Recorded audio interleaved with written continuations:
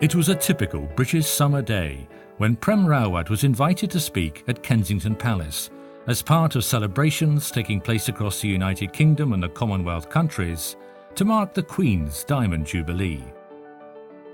A Diamond Jubilee celebrates 60 years of reigning as monarch. Queen Victoria, who lived at Kensington Palace as a young girl, was the only other British monarch to achieve a Diamond Jubilee. The Kensington Palace event was in support of the work of the St John of Jerusalem Eye Hospital, founded by the St John's Knights Hospitallers, a 900-year-old order of chivalry. The eye hospital provides essential humanitarian eye care in East Jerusalem, Gaza, and the West Bank, treating over 100,000 patients a year. The Prem Rávat Foundation has been supporting the St John of Jerusalem Eye Hospital for 5 years with eye care grants, especially for children. The audience, including members of the House of Lords, academics, politicians and celebrities, were welcomed into the stateroom of this historic royal palace.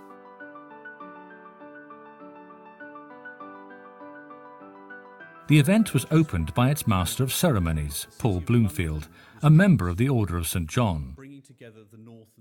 He first spoke of the historic importance of London's physical bridges in connecting people and bringing an explosion in prosperity, before talking about other kinds of less tangible but equally important bridges.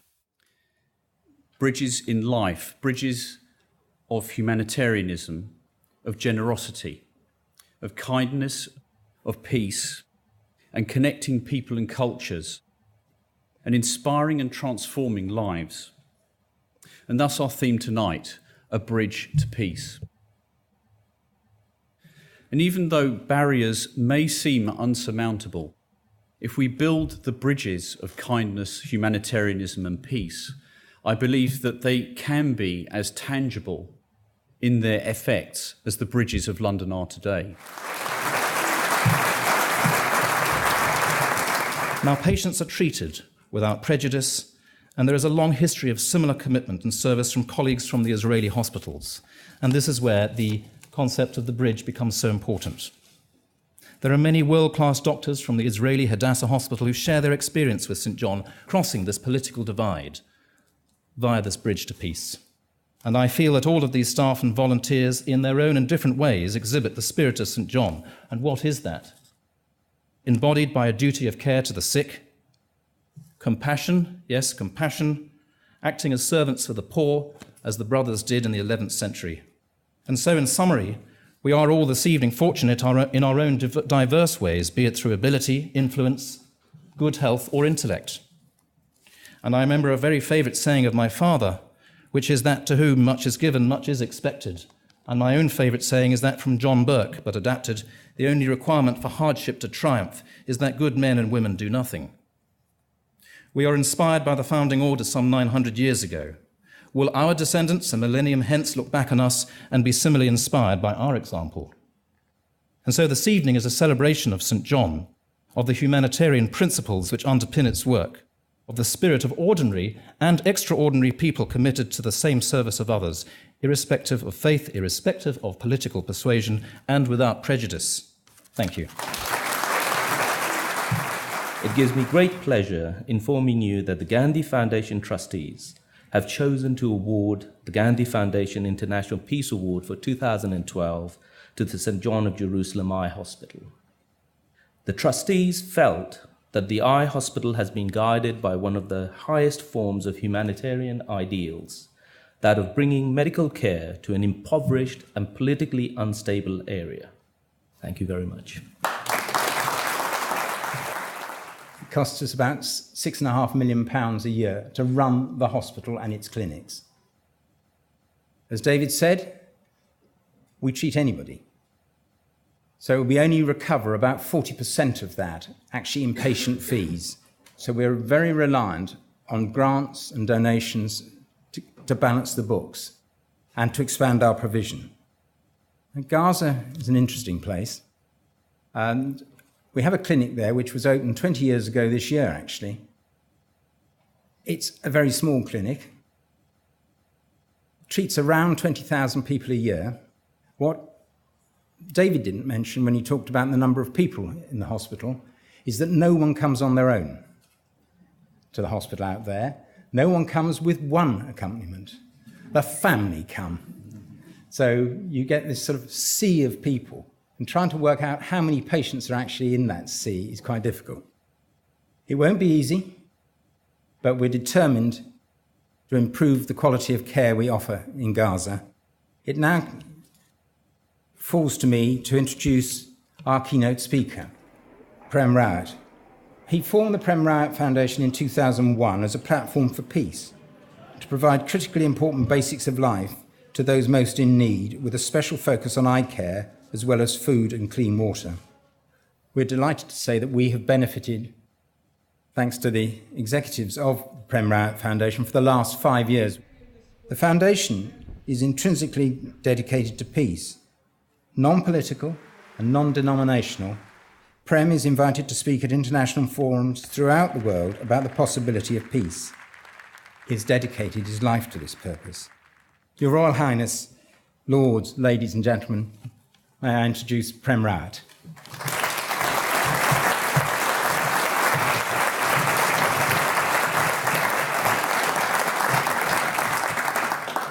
Your Royal Highness, Lords, ladies and gentlemen, it's a pleasure to be here this evening, and particularly talking about the subject of peace.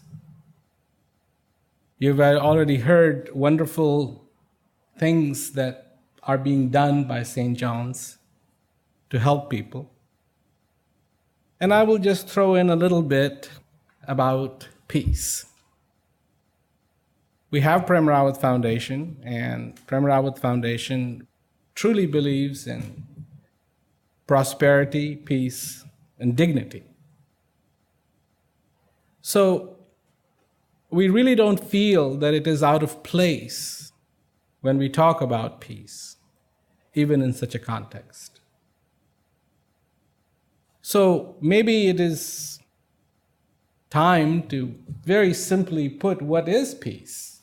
I mean, I am not going to make a very sophisticated case for it, because I think everybody feels that need in their lives. Because in my travels, when I come to people, it doesn't matter if they're rich, if they're poor. That's what they want in their lives. They want peace. But what they get instead is all these wars, all these ideas that they do not actually want.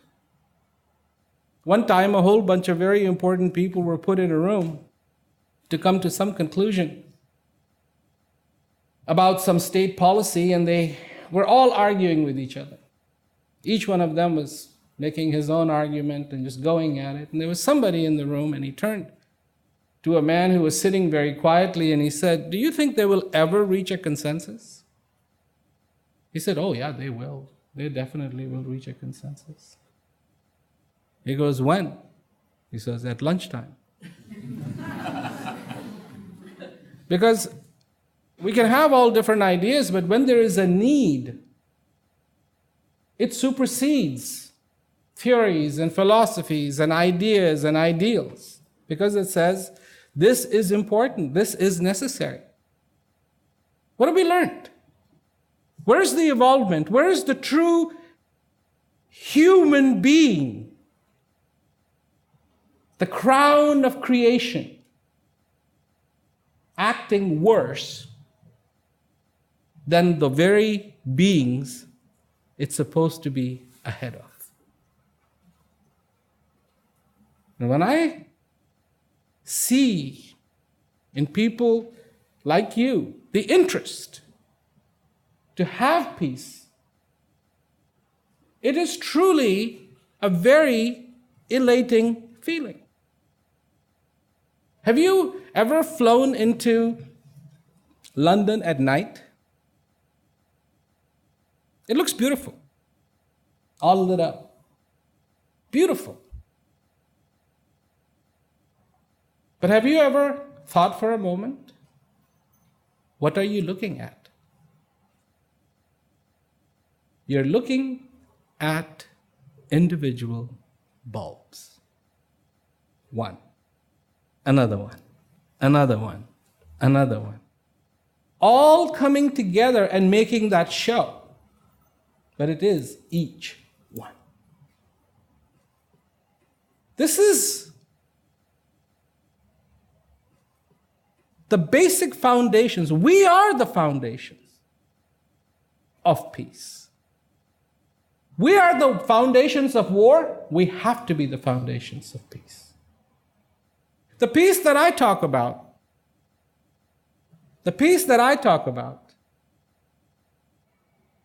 is not just absence of war. You know, you've heard so much about the eye hospital. If a patient comes and says, "Doctor, my eye is hurting, and I cannot see out of it,"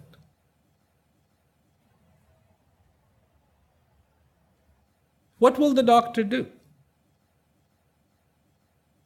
So, well, here, let me just give you this pain medication and go away, and that's it. The doctor's approach is, let's find out what is wrong. Because an eye hurting is not normal. The doctor could say, well, of course, it's normal. In your situation, it's normal, so fine, go away. No. Eye hurting is not normal. Not being able to see out of it is not normal. Let's find the problem. And then, diagnosis. And once the diagnosis is confirmed, followed by treatment. And the outcome? Can see, hopefully, can see, and no more pain. Wars in this world, that's a symptom. That's a symptom. The cause is something else. Have you ever seen an ocean? When it's raging, big waves. And have you seen an ocean when it's calm? It's the same ocean. What's the difference? When there are factors like the wind agitating over a long period of time the surface of the ocean, the waves build. But when those factors are removed, believe it or not, the state of ocean in being normal is calm. Same way, when I talk about peace, I'm talking about the individual inner peace. So social peace will follow. Social peace will follow only when the individual peace establishes itself. There's a lot of bad in this world, and there is a lot of good in this world. Anybody who is trying to pursue the awakening of peace has to address the good. As one of the programs that the Prem Rávat Foundation has is reaching out to people who are in prisons. And we've had a phenomenal success, really phenomenal success, reaching out to people in prison. And these people have done what is wrong. But what has been really amazing is that the institutions around these facilities, around prisons, are starting to recognize the change in these people. And the change is of fundamental nature, where they are changing, not pretending to change, but they actually are changing and finding that to be more freeing than anything else. How can that be? I, at the beginning of this year, actually went to one of the prison facilities to speak to them, to see them. Somebody got up, one of the kids got up, and he said, you know, I never smiled. And everybody would tell me, you better smile if you want people to like you. But I couldn't bring myself up to smile. And he says, since I have been in the program that the foundation puts out, I've been smiling. To make a human being complete, then the most wonderful, wonderful things begin to happen. Peace is not an unreachable goal by any stretch of the imagination. It is each person recognizing their strength. What is the quality of a lit lamp? The quality of a lit lamp is that it can light other lamps. An unlit lamp cannot light other lamps regardless of how much it tries. But a lit lamp can light other unlit lamps. Light yourself with understanding of peace, with the goodness that exists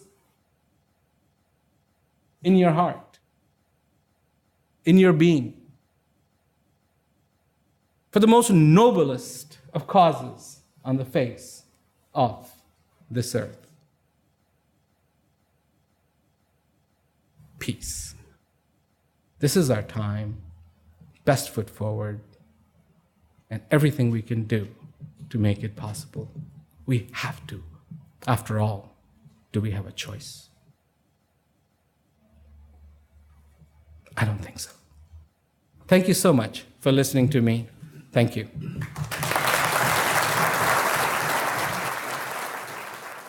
After the event, key speakers and attendees expressed their perspectives on the themes of the day, including the president of the Prem Rávat Foundation, Linda Piscotto, who spoke of the foundation's support for the St. John's Eye Hospital.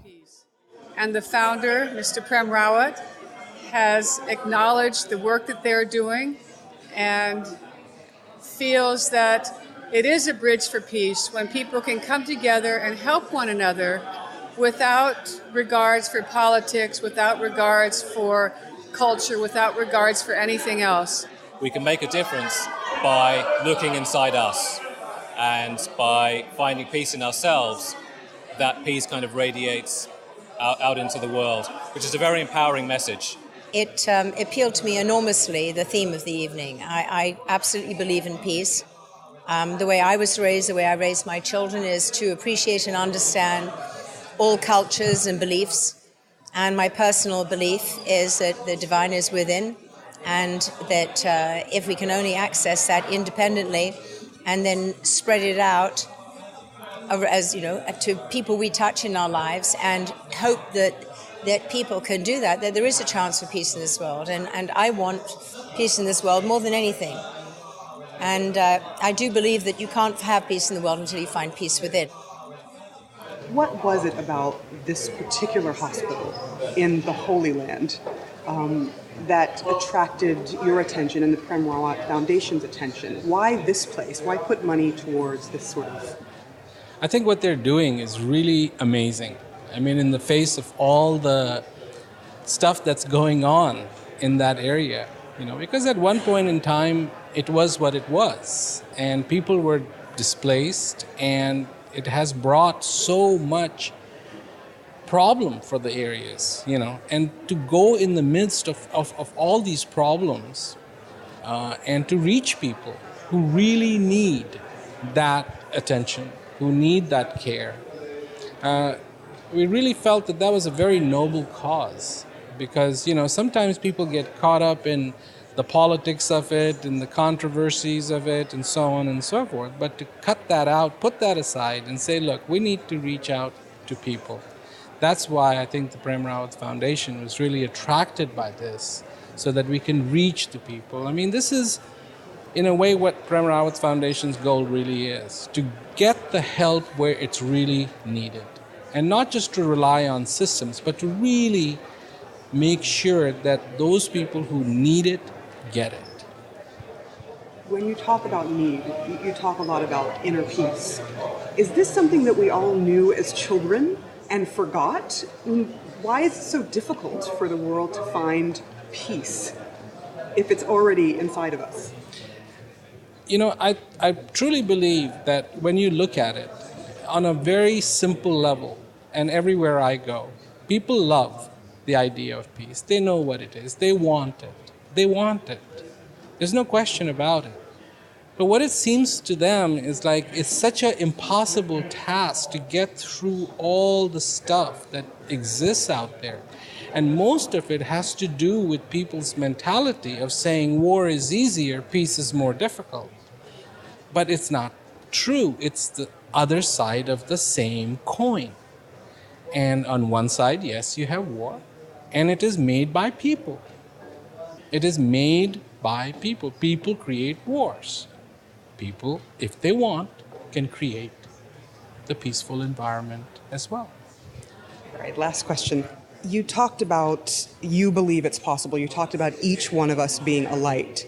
There are a lot of doomsdayers out there who think things have gotten much worse, they're going to get much worse, and that it's all downhill from here. Are they right? Well, if we don't awaken, then that's what's going to happen. Because to me, if you're going to drive with your eyes closed,